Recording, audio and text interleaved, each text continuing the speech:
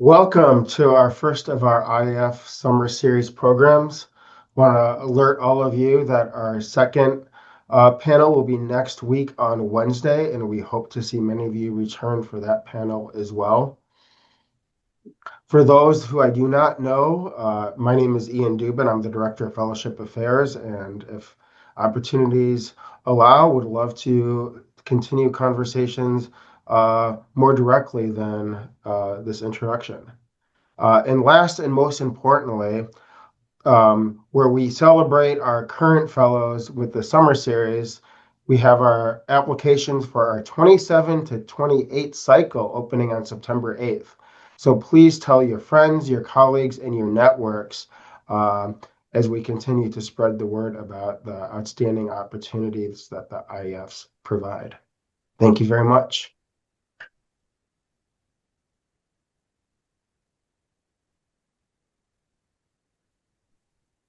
Daniel, over to you.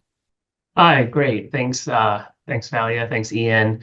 Good afternoon, good evening, good morning, depending on where you are. Welcome to today's Council on Foreign Relations virtual meeting on U.S. policy and the Indo-Pacific.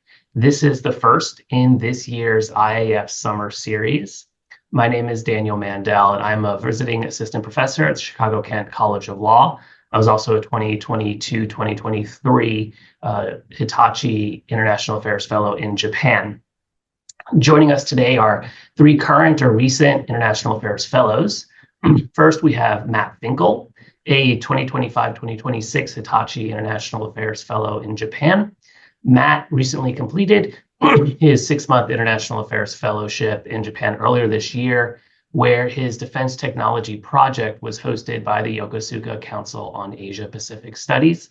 He currently conducts research as a technology and human rights fellow at the Harvard Kennedy School and previously served in the Biden-Harris administration as an appointee in the State Department. Second, we have Christina Obesny, a 2025-2026 International Affairs Fellow in National Security. Most recently, she was detailed from the Department of Defense to the National Security Council as Director for India, where she led national security strategy and policy coordination on India. And third, we have Mike Latanasingjan, a 2025-2026 International Affairs Fellow. Mike is a fellow with the House Committee on Foreign Affairs and also an associate professor at Midwestern University, from which he is currently on leave. I want to begin our conversation this morning by asking each of our speakers to speak for a couple of minutes about the current state of play with respect to U.S. policy towards the Indo-Pacific from the perspective of the specific part of the region on which they are focused. What's the most significant issues that you see right now, and what is the U.S. currently doing in the region with respect to those issues? Why don't we start with Japan? Matt, what did you see during your time there with respect to U.S. policy and the issues that are dominating in the relationship right now? Certainly. Well, thanks, Daniel. I'm very glad CFR is putting this on, and thanks to everyone for tuning in. It's certainly an interesting time to be talking about this. I wrapped my Japan fellowship a couple of months back, and we'll keep my remarks fairly Tokyo-focused. Then it sounds like we'll move regionally. But the most consequential change to the U.S.-Japan relationship in the last year has really centered around Japan's big push to rearm after decades of anemic defense spending and to begin paving the way to export defense articles to friends and partners in the region. Japan's rearmament arises really both out of a real sense of insecurity, publicly held and politically, around Chinese maritime coercion, as well as from a strong desire to get ahead of American burden sharing demands. So it's been a year of big steps forward on that multi-year goal. Japan's defense spending has surged as planned.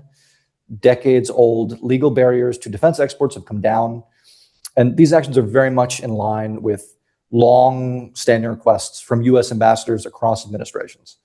As a result, China has reacted quite negatively to what they've termed Japan's return to militarism. I'll touch on just how negatively in a little bit. But the rest of the region does not seem to be buying into that line of thinking. The Philippines is eagerly awaiting the expected transfer of Japan's retired excess Akubama-class ships early next year. Japan's Ministry of Defense also agreed just this past month to export more advanced Asagiri-class destroyers to Indonesia. And on a principle level, the Trump Takaichi visits, despite some deeply uncomfortable televised moments, did go well. Publicly, the Trump team has remained complimentary towards the Takaichi administration, even after conversations became quite difficult around Japan's unwillingness to take a more active maritime role in the Iran conflict. Tokyo has largely managed to stay out of the crosshairs, while in comparison, South Korea, received a couple tongue lashes in public. And Japan's defense planners can and certainly have tried to scour our 2026 national defense strategy for a better understanding of the Trump team's changing interest in the region. But really, the clearest measure of U.S. Indo-Pacific policy this last year, as it relates to Japan, probably can't be found in one of our strategic documents so much as in our delivery schedule.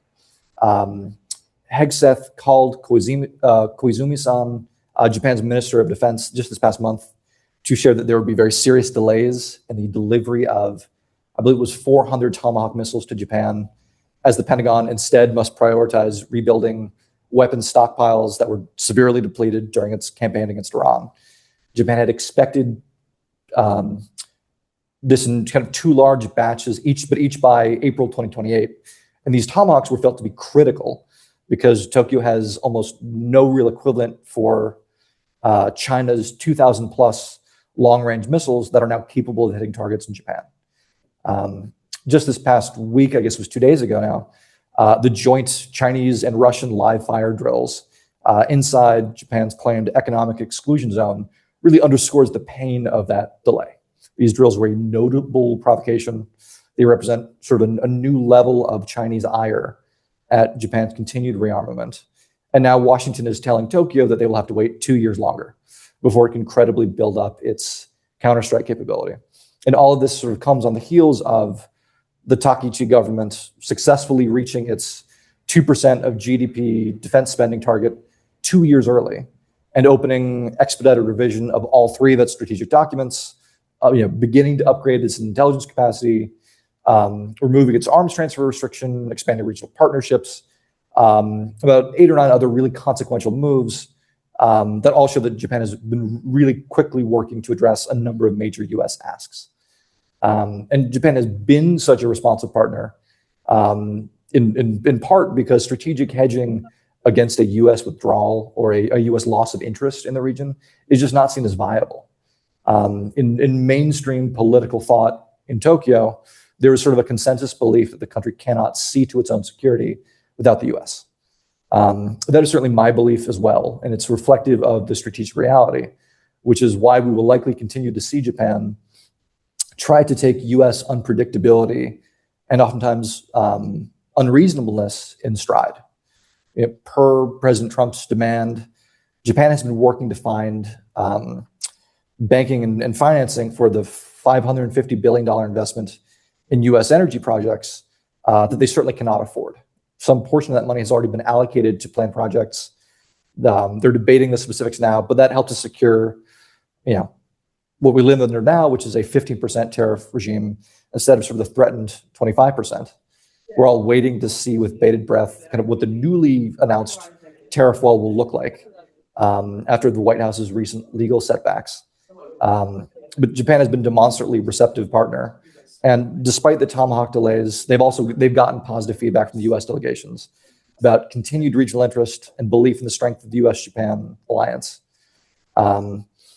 Likewise, the U.S. has no way to comparably counter Chinese maritime influence in the region without Japan. And so we're still very much each other's only game in town. And for now, that understanding has taken hold on both sides of the Pacific. So with that, Daniel, I'll turn the mic over to you and our other speakers, and I'll look forward to engaging questions. Great. Thanks, Matt. So let's go a little bit further onto the continent now and look at Southeast Asia. Mike, what are you seeing there? There's an ASEAN meeting that's been happening. What are the big issues? What is U.S. policy in the region? What are the actions, the activities that are going on there?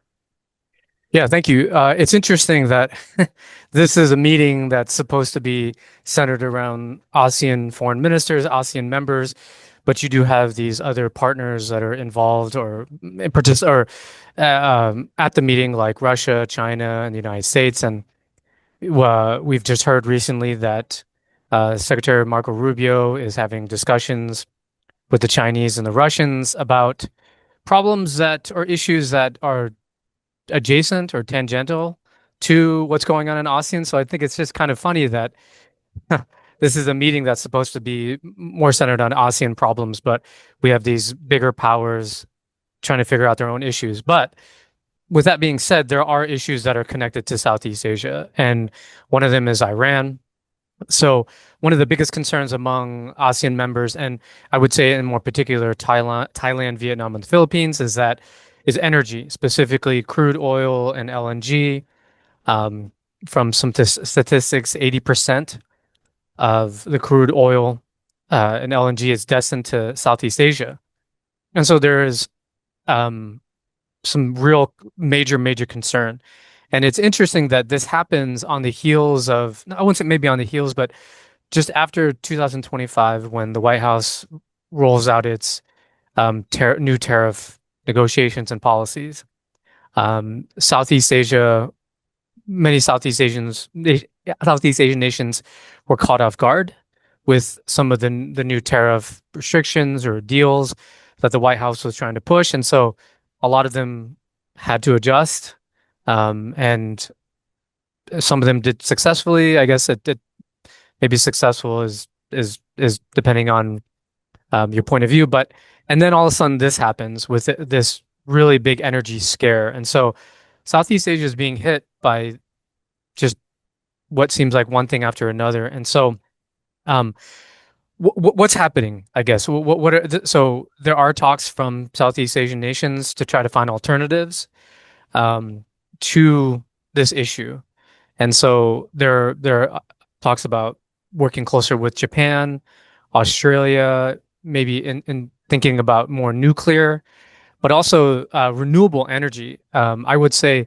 Southeast Asia is maybe on the cutting edge of new green power, new green technology.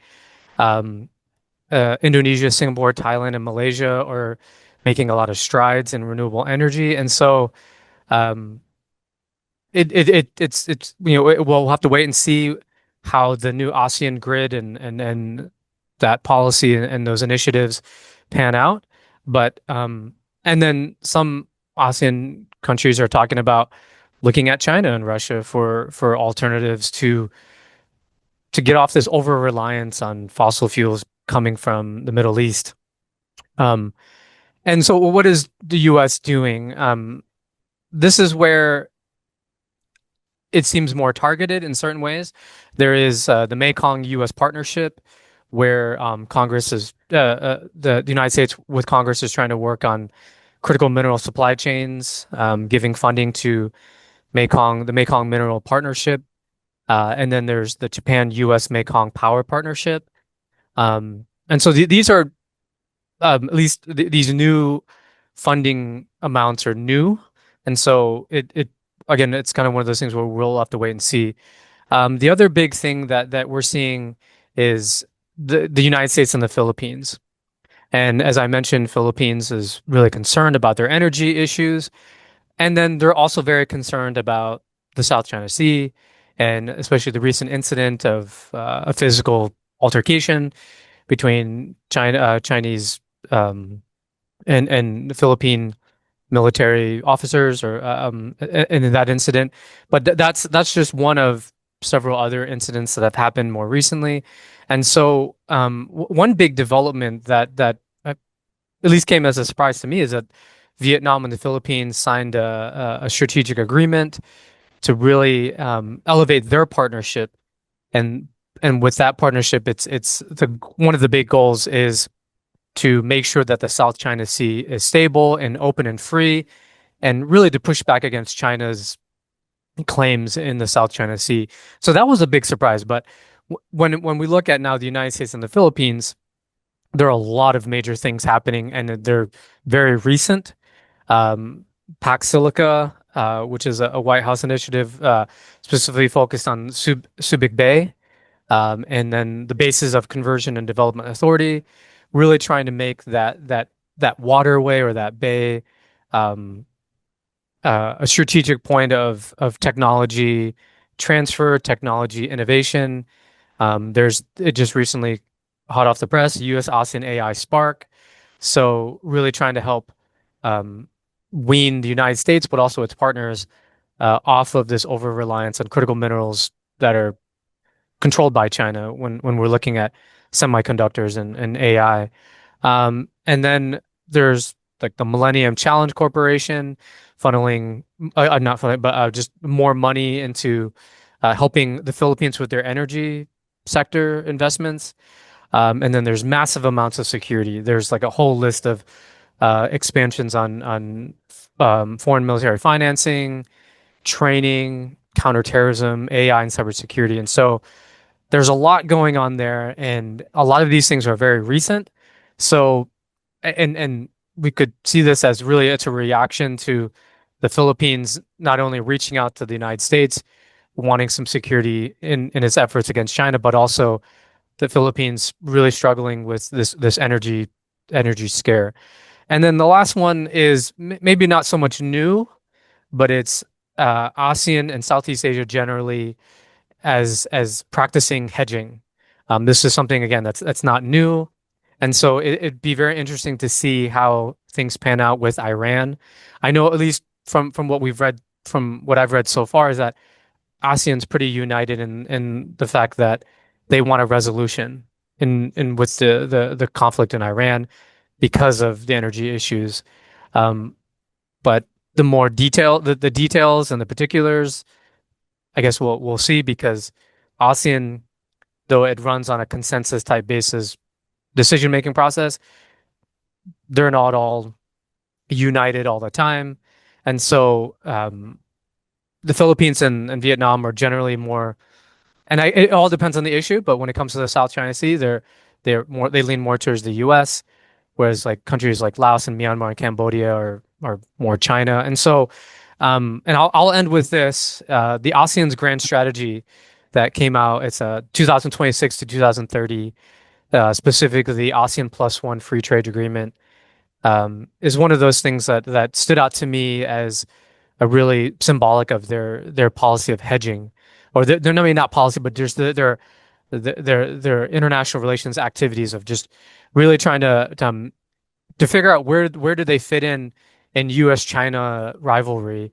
And so and it's interesting. We'll see how after this meeting ends, what ASEAN leaders thought of essentially the United States, China, and Russia figuring out their problems at this meeting, when to me it should have been more ASEAN focused. But so yeah, we'll see what happens, and I look forward to questions later. Thank you.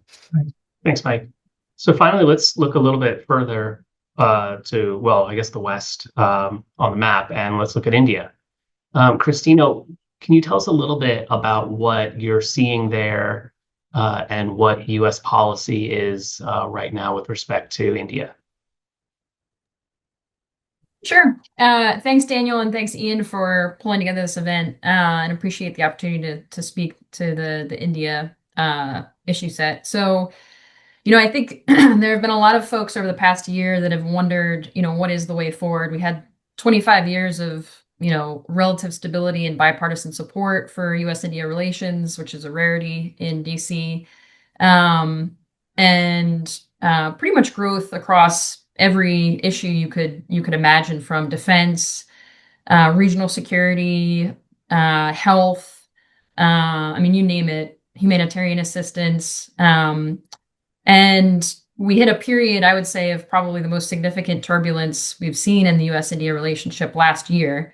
I think coming into the second Trump administration, based on the first Trump administration, India was sort of postured to work through maybe some irritants and bilateral opportunities in areas that had not been sort of fully fulfilled under the last Trump administration, but unprepared, I think, for the change in policy that ultimately came to bore out. We did see, an early Modi visit last year, and I think a broad agenda was outlined in a joint statement. But a lot of that agenda sort of got sidetracked, if you will, by the bilateral trade issue. And then, of course, later that summer, the India-Pakistan crisis that ultimately became a little bit politically contentious for the Indians as a result of the U.S. taking a sort of a more public and robust mediation posture in the context of the crisis, which is an area of pretty, intense political sensitivity for the Indians. And then later in the fall last year, we saw 25% tariffs related to India's purchase of Russian oil on top of the 25% tariffs that were already there, bringing them in a category, I think, only matched by Brazil in terms of the level of tariffs imposed on any country worldwide. So by fall of last year, I think a lot of India watchers were sort of hailing a new era of, potentially a more transactional relationship, no longer sort of the more aspirational prior thought about, maybe India would reach a more sort of ally-like status given the state of the strategic partnership up to that point. That said, there seems to be a bit of a reset going on coming into this year. You've seen a lot more calls between President Trump and Prime Minister Modi. There have been a series of visits, most recently Secretary Rubio, and before that, Undersecretary Colby from the Department of War. And there are sort of rumors around in DC about, this trade agreement finally, or at least a first tranche of it being finalized within the next couple of months, following the interim agreement that was met earlier this year in February, which then resulted in reduced tariffs for India. So we're in a little bit of a gray area. I think what makes sense is, kind of walk through in more specific details what has changed and what I think, is going on in terms of recalibration in the relationship. And I would characterize it that way. I don't think that the sort of core tenets of U.S. policy towards India have changed dramatically. And I don't think, India's role in the Indo-Pacific and how the U.S. sees India has changed dramatically. But I do think that based on the change in sort of broader U.S. foreign policy, India is sort of figuring out, how to operate under this new paradigm. So what are some of the big things that have changed? I think U.S. policy on, how it approaches strategic competition in the Indo-Pacific and how it approaches China specifically, has changed. And there is some ambiguity in, for example, what our economic policy will be on a number of issues that India watches closely. And of course, they're always a little concerned that, there'll be a sort of détente moment that takes them by surprise.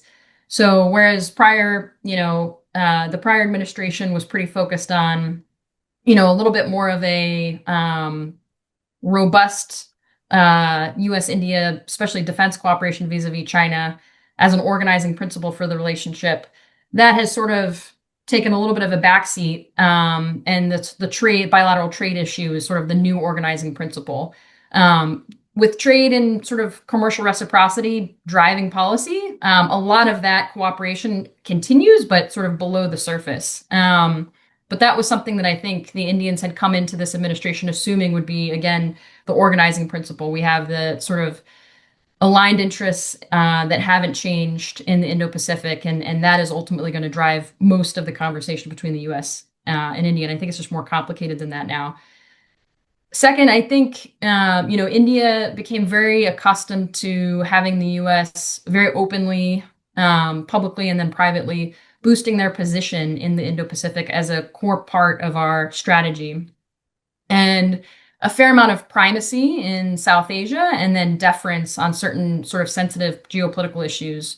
So, most prominently, the India-Pakistan crisis that played out last year. In prior iterations, the U.S. had tended to sort of follow India's lead with respect to the diplomatic back and forth, and while playing some sort of, behind the scenes mediation role along with other members of the international community, I think our desire to sort of take a more front seat, I think rattled the Indians a bit, and sort of signaled that we wouldn't necessarily have the same level of deference on geopolitical issues. The reason why that's important is, under the last Trump administration, there was also a border crisis between India and China, where the U.S. posture was also, fairly robust in its support of India, but again, deferential in terms of, what is the sort of public message, and what support do you need? How should we handle this crisis? I think in the current context, there would be a lot of questions within Delhi on, what would the U.S. do if there were another border crisis? And this is something that, the Indians really do see as existential. Modi didn't have any engagement with Xi for years. That tells you like the level of friction between the two countries. They've recently sort of tamped some of that down with a more tactical agreement along the border, but the strategic tensions are still there. And so I know, the Indians will be watching closely what U.S. policy is towards China with that in mind. And then last, I think the way the U.S. manages its irritants with India has changed a bit. Again, I think India became accustomed to us making sort of strategic accommodations to them, and vice versa, them making accommodations towards us, where we have, some misalignment. So namely, Russia is sort of the big elephant in the room for us. And previously, we had worked through privately tensions related to defense purchases that India makes from Russia, and fairly successfully, I would say, if you look at the data.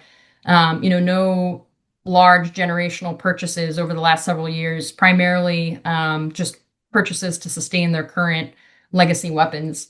Now, with the Russian oil issue, those tensions have sort of again surfaced in a much more public way. And the more public sort of punitive actions, I think, have surprised the Indians, whereas previously most of that would have been managed sort of in private diplomatic channels. So I think the Indians are sort of trying to figure out the sort of new way forward. I think we're actually in a period where some of that is shaking out. I think the big things to watch over the next few months, obviously trade. There's a lot of back and forth on, will Modi come back to DC? Will President Trump go out to India? There was a proposal at one point that President Trump would go out to India as part of a Quad summit. That's still, I think, a bit in question, depending on whether or not they want to keep Quad engagements at the head of state level versus the departmental level.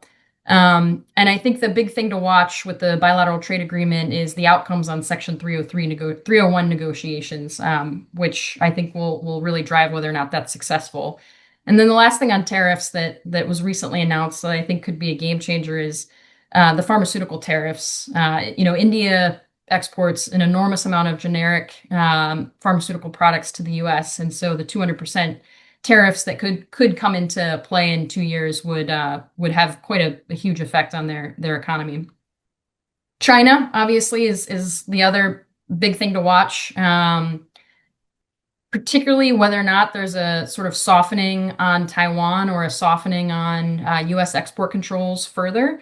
I think the Indians had, again, grown accustomed to us being as their principal partner when it came to supply chain resilience and sort of economic security vis-a-vis China. And if there's a perception that, some of that is shifting, they've taken on quite a bit of risk in delinking some of their supply chains from China, which hasn't always been popular domestically.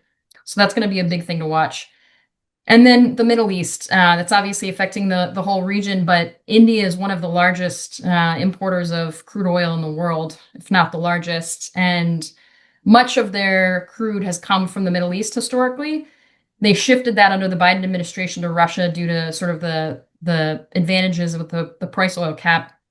And they've obviously reduced their purchases of oil from Russia as a result of U.S. policy.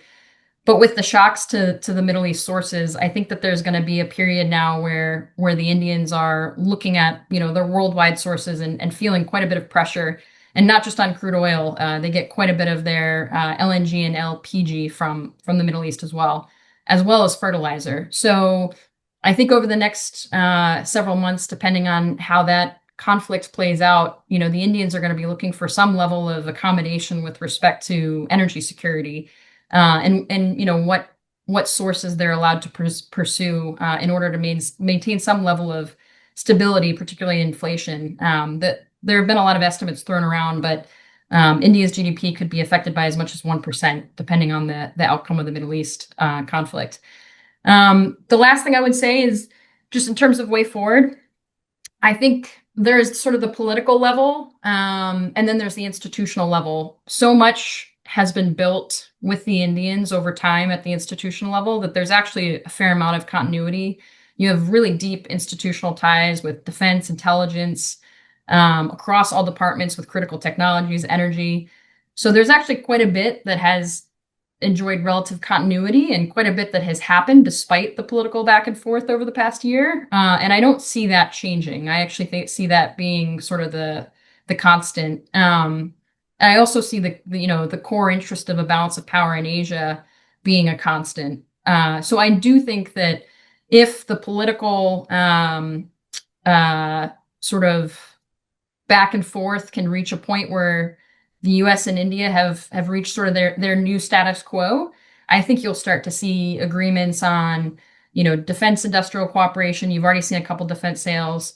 I think you'll start to see more on critical minerals. Rubio announced a new critical minerals framework recently. I think energy security is going to be a huge opportunity, and specifically potentially small modular reactors if they can take advantage of the new legislation in India that allows for their market to be more open in that respect. And then critical supply chains, which is a shared concern across a number of different countries and in the region, especially vis-a-vis China. So I actually am relatively optimistic on the way forward, but time will tell. And I'll leave it there. Thanks very much. All right, thanks, Christina. Let's open up the floor to questions from our audience. I think we have quite a few people who are joining us today. If you'd like to ask a question, you can use the raise hand button and you'll be called on. Please remember to introduce yourself before asking your question. And a reminder that this meeting, again, is on the record. Ladies and gentlemen, as a reminder, to ask a question, please click on the raise hand icon on your Zoom window. When you are called on, please accept the unmute now button and proceed with your name, affiliation, and question. To view the roster of participants registered for this meeting, please click the link in the Zoom chat box. As a reminder, today's discussion is on the record. We will take our first question from Tim Ferguson.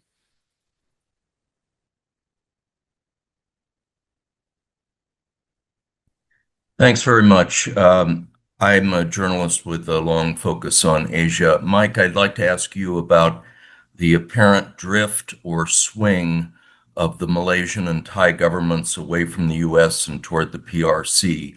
Is this simply an act of hedging, as you referred to it earlier, or is there something more going on? Thank you.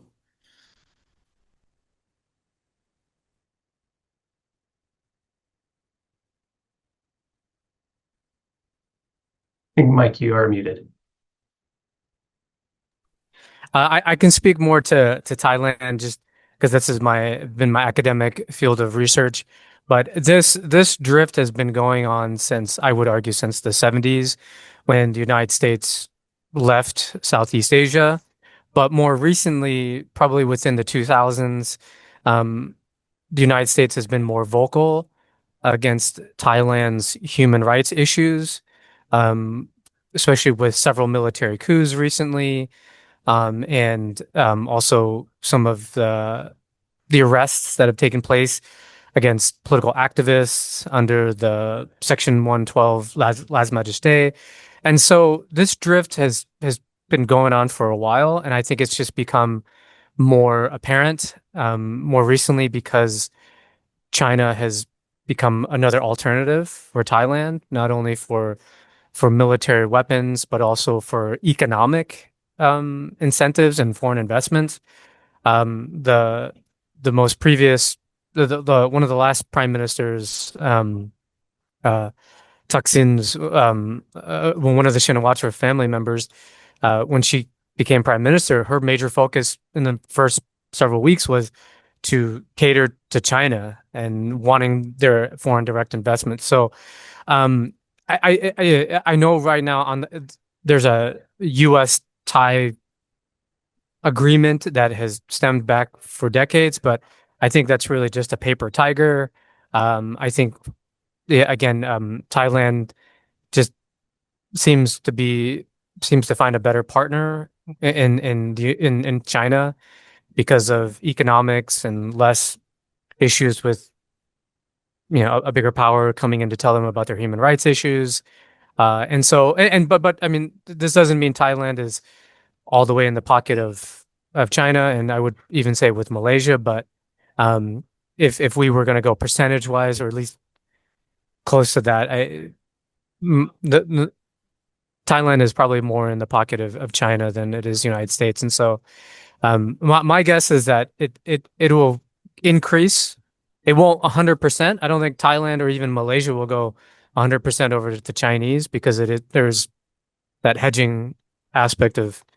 But I think, yeah. So those are my thoughts. Thanks, Mike. Can we have the next question? We will take our next question from Tim Persons.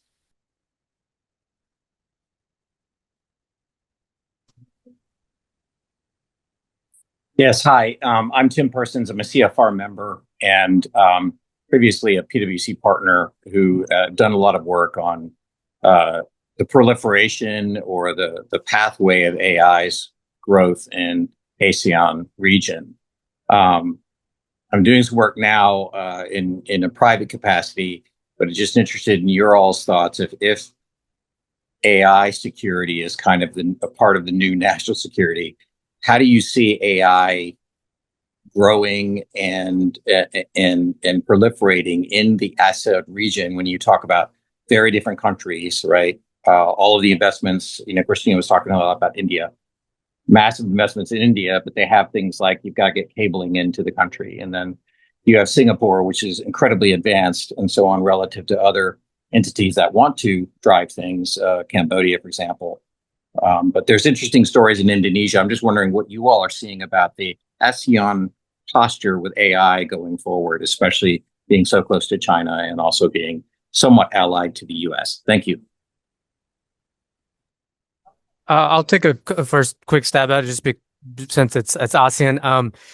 So as you know, all the ASEAN countries are at different levels of technological advancement when it comes to AI, and so there are. ASEAN has come out with a digital strategy plan and an AI tech plan, and so the goal is to integrate and to build capacity, but step by step. Like Singapore, Malaysia, and Indonesia are much further ahead in terms of their AI technology. And so I think it's going to be incremental to include the other countries, but there is that goal to use AI and digital technology and tech in general to integrate ASEAN more fully in all the various aspects that are related to tech and AI. But it's going to have to. But I think the challenge for them is that for ASEAN is again different levels of capability. And the one point I want to maybe be more specific about is issues with data and information and sharing. Is that some of the ASEAN countries have a stronger ability to protect, to regulate AI, whereas others are, I think, in the process. And so, but the goal is to integrate and to make AI a critical part of ASEAN. Matt, Japan historically is quite a powerhouse in technology. What do you see with respect to AI and what policies they're developing right now? Certainly. It's a notable part of what the Japanese Ministry of Defense is trying to do in terms of very slowly righting the ship of Japanese defense spending and moving towards a newer, more modern defense concept. But Japan is also incredibly far behind on anything in the cyber domain. Like basic cybersecurity hygiene is and certainly should be kind of a bigger feature of Japan's push in this domain. I mean, the general shift, both in the U.S., but also, certainly one aped by Japan now, of moving away from large, exquisite armaments towards large numbers of small, disaggregated drone constellations, integrating all of it with, space-enabled communications, with command and control. All of that is undergirded by AI, and that needs to be a critical piece of the puzzle. Japanese defense planners understand that, but it's going very slowly. The sort of baseline capabilities that AI needs to build on, i.e., large organized data sets besides just sort of the AI modeling conversations we're thinking about, but certainly in the military realm, just don't exist. There's a meaningful lack of technical capacity, the engineering capacity that is needed to make AI a reality across the sort of Japanese defense array. So in short, they realize it's an issue, they need it badly, and they're nowhere close. The answer will likely be to call in a partner. American companies are only too eager to get involved in this way. I think the U.S. Embassy in Tokyo also realizes that if there's going to be a solution to the enormous deficit that Japan faces on AI, that the solution is an American private sector one. And so that's the conversation going on. It's certainly viewed as critical, but there's a lot of work to do. Christina, in India, are things, I guess, as behind as Matt describes them in Japan? What's the government doing, and what's it doing, I guess, really with relation to US, or maybe are they looking at Europe or China on AI issues and policy? Thanks, Daniel. Yeah, I think the US has been the primary partner that India has sought out to help build out their infrastructure and capability through both government level and industry partnerships. This is an area where arguably the private sector is sort of ahead of where some of the government to government talks are. I mean, Amazon, Microsoft, Google, OpenAI, I mean, they've all made some level of investment in India, and I'm forgetting the exact figures, but I think both Google and Microsoft, in the order of billions of dollars, are investing in data centers in India. And this has been a focus both under the Biden administration and then under the current Trump administration in terms of aligning policies, governance, regulations, and then more recently under this administration, how do we align on specifically standards and developing your infrastructure? I think the key challenge to date has been our export control policy on AI chips and what kind of chips we are willing to export to India. And so that remains, I think, an area of discussion. And I think the outcome of that will largely drive, how fast India is able to move. Thanks. All right. Can we have the next question? We will take the next question from Robert Carroll. Hi, this is Rob Carroll. Hopefully you can hear me. Advisor to Governor Cox in Utah. We do a lot of work to combat PRC influence in the states at a state level. I think one question that we have over here is, between countries in the region, in the Indo-Pacific, what are some low-hanging fruit in terms of security or economic deals that we'd like to see between those countries to push back on Chinese coercion in the region? Yeah.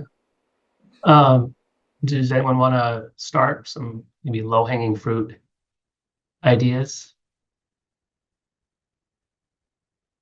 I can jump in with one, and this sort of dovetails into potentially a quad discussion.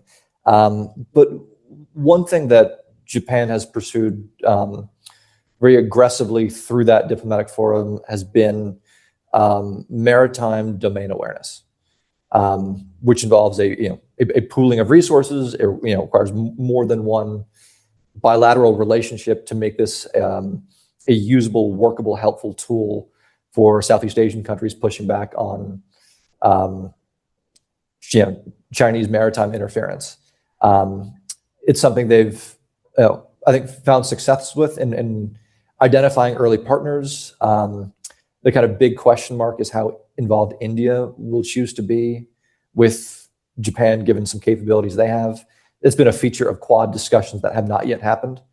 But that's one area where certainly there's been a lot of interest, where it might not include every relevant actor, but it's, countries have certainly found it worth their time to look at closely. In that same in that same breath, but other conversations have sort of been very focused on critical minerals and on energy security, and in taking what have been sort of productive bilateral relationships and bringing in third and fourth partners. So that's something that feels realistic and workable, that we've seen expand in the last year or so. Okay. Mike, I know for countries like the Philippines, maritime domain awareness has also been very important. Do you see that as an area that the U.S. could really go after with respect to ASEAN, Southeast Asia?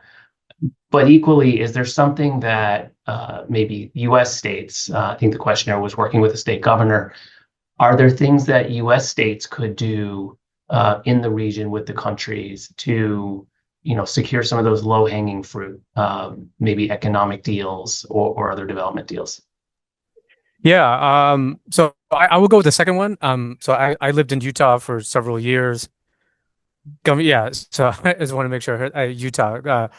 There's Utah is growing in terms of its tech industries, and so I think some of the low-hanging fruit would be maybe being more diversified in some of its technology business deals, technology exchanges. I know that can be kind of complex with export controls, but I think that's an easy low-hanging fruit. ASEAN nations are some of the most they're growing. Its population is young and highly technically literate, and so there is so much technology that I think states like Utah that again that have a big growing tech industry can really benefit from.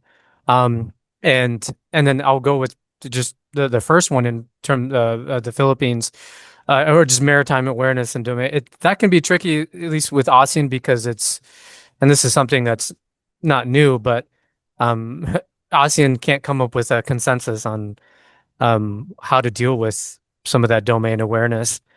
This might, I know, like I said earlier, Vietnam and the Philippines have entered into agreement to push more on pushing back on China.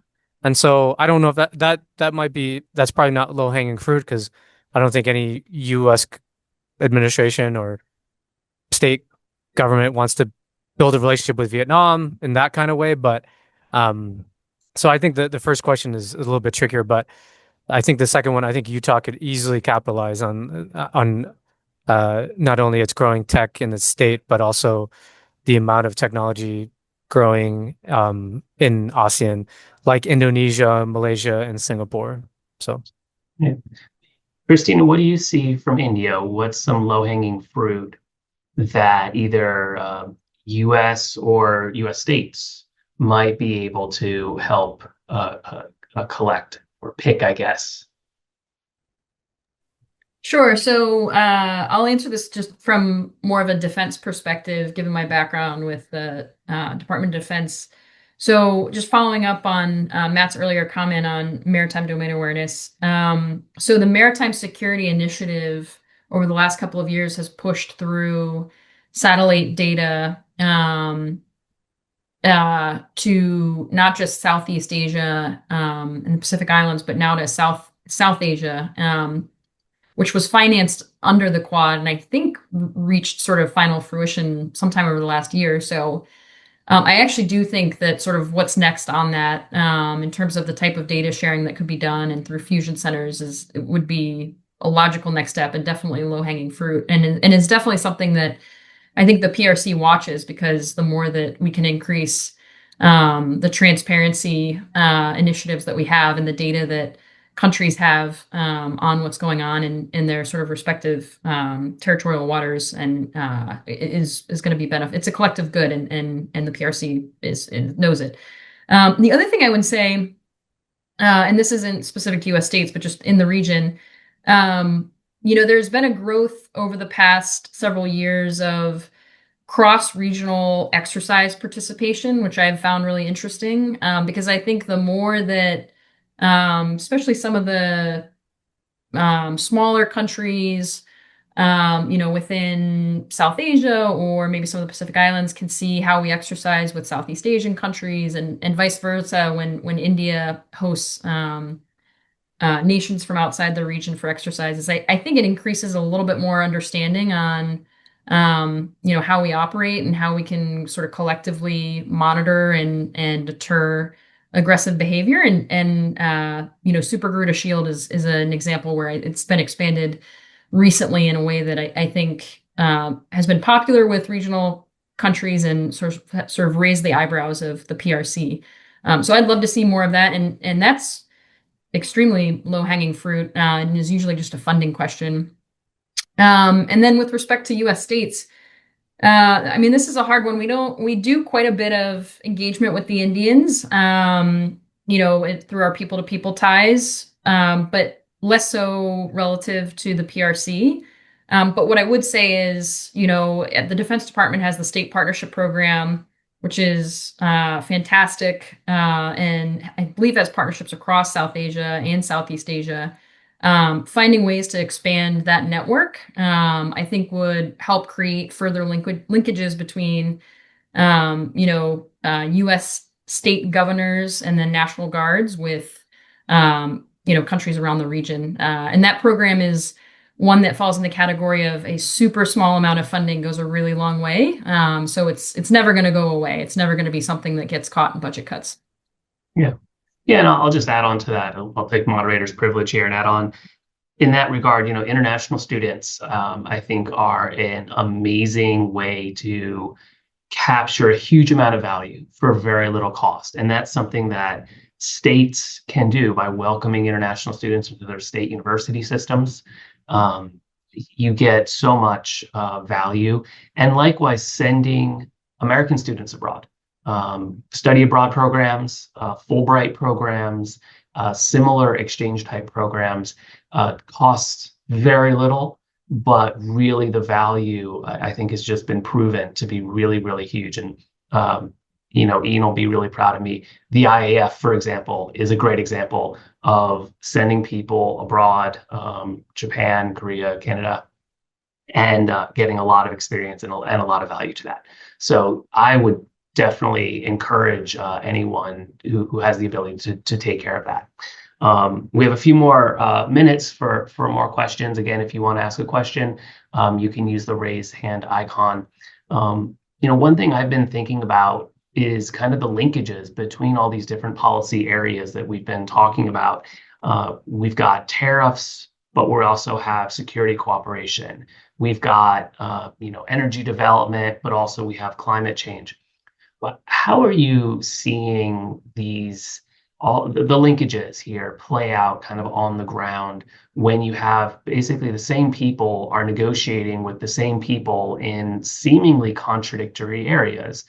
Do you think that this is I don't know if you want to answer this, but a good policy, a way to approach things, or are you seeing that there's an effectiveness, or are you seeing that the negotiations, the meetings are proving less effective because of the kind of push and pull of these different policies?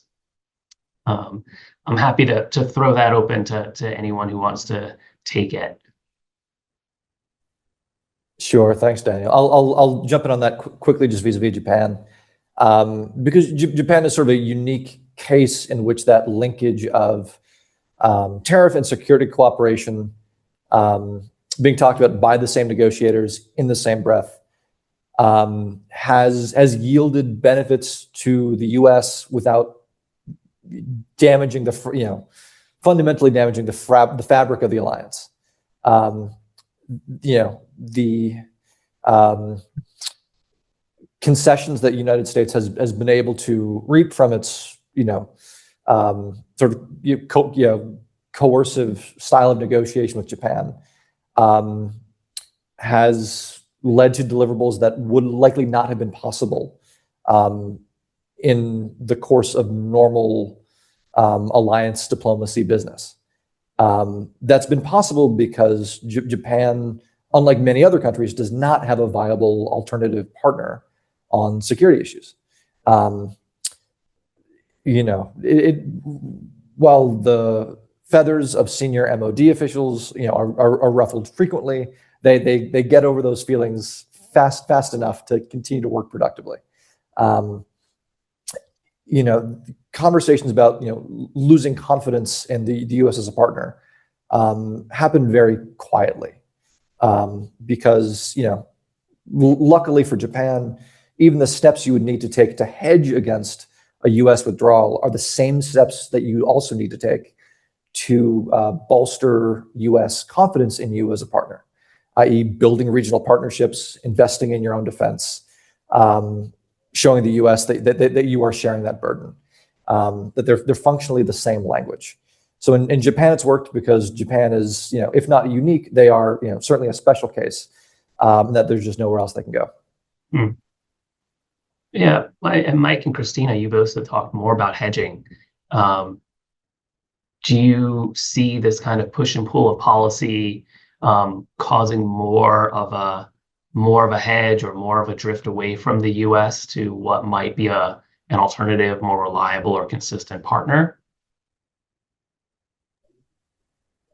There's a long answer and a short answer to that. I think the short answer is I don't know that India has reached a point where it's drifting away from the U.S. I think that there's just it's too big to fail, if you will. The foundation is sort of too big, and we're just too intertwined. Our economies are intertwined. They obviously are people-to-people ties are extremely strong and have been.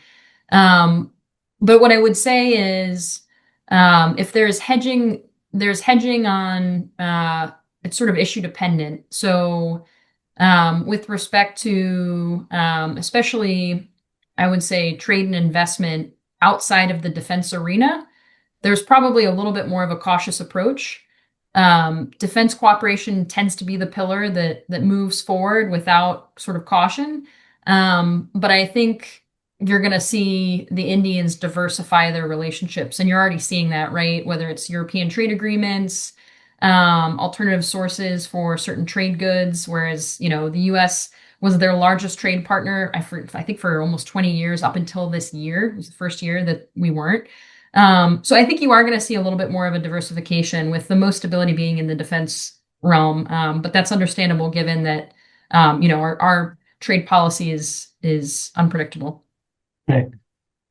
Mike, I'll give you the last word in a minute. I would just stick to energy. I think this is where we're going to see more diversity in terms of partners, alternatives, whereas before most Southeast Asian countries relied on the Middle East, relied on the United States. And so I think we're going to see them looking other places or trying to look at other alternatives at home or in the region. Great. All right. Well, that pretty much brings us up to time. So keeping in line with CFR policy, where they threaten to, I think, kick you out if you go over time. Let's end it here. Thank you all for joining today's session. Thank you to our speakers for their time this afternoon. The next IAF Summer Series meeting will take place on July 29th, and we'll focus on multilateralism under pressure. So please join us then.